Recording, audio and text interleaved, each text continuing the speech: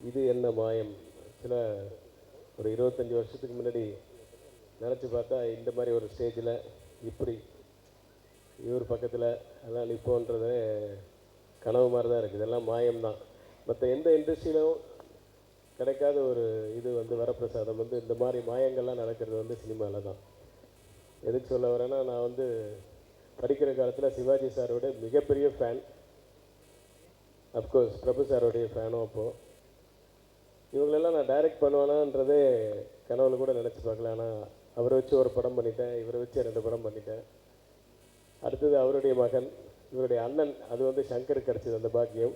நான் அவருடைய ஃபேனும். அவருடைய முதல் படத்தில் அவருடைய அந்த அந்த கிட்டார் வச்சுட்டு அந்த பாட்டு ஸ்டைலெல்லாம் அப்படியே அறுவடை நாள் அந்த படத்தில் அவருடைய ஃபேனும் நான். அவர் வாய்ஸ் எல்லாம் அப்படியே அப்பாவோட வாய்ஸ் அவருக்கு. ஸோ இதெல்லாம் ஒரு மாயம்தான் இதில். ஸோ அந்த மாயத்தில் அடுத்தது விக்ரம் பிரபு. முதல் படத்துலேருந்து நான் அவரை பார்த்துட்டு இருக்கேன். நிஜமாக மனோபாலா சொன்ன மாதிரி கிராஃப் ஏறிக்கிட்டே போயிட்டுருக்கு. ஸ்ட்ராங்காக வைக்கிறார் ஒரு காலம் ஒரு படியும். அதே மாதிரி எல்லா படிக்கட்டுங்களும் உங்களுக்கு அமையறதுக்கு எல்லாம் வல்ல இறைவனை வேண்டுகிறேன். அடுத்து விஜய். தெய்வ திருமகள்லேருந்து அவருடைய ஃபேனும் நான். விஜய் ஒய்ஃபோட ஊருக்கு போகும்போது கதைகளெல்லாம் சொல்லுவாருன்னு ஒன்றும் சொல்லிக் கொடுக்கவே இல்லை அவர். விஜய் கொஞ்சம் அதை முதல்ல சொல்லிக் கொடுங்க கதை சொல்கிறதுக்கு முன்னாடி.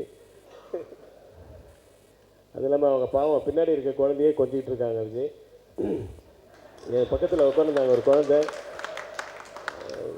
All the best Vijay.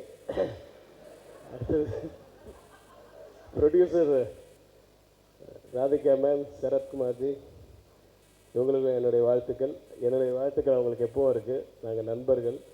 இன்றைக்கும் சூப்பர் ஸ்டாராக சின்ன திரையில் வலம் வர ராதிகா மேடம் எங்கே போனாலுமே அவங்க சூப்பர் ஸ்டார் தான். அந்த மாதிரி ஒரு கலகலப்பானவருங்க. அவங்க என்றைக்குமே சந்தோஷமாக அதே மாதிரி இருக்கணும்னு நான் வேண்டிக்கிறேன். All the best to the whole team. Thank you.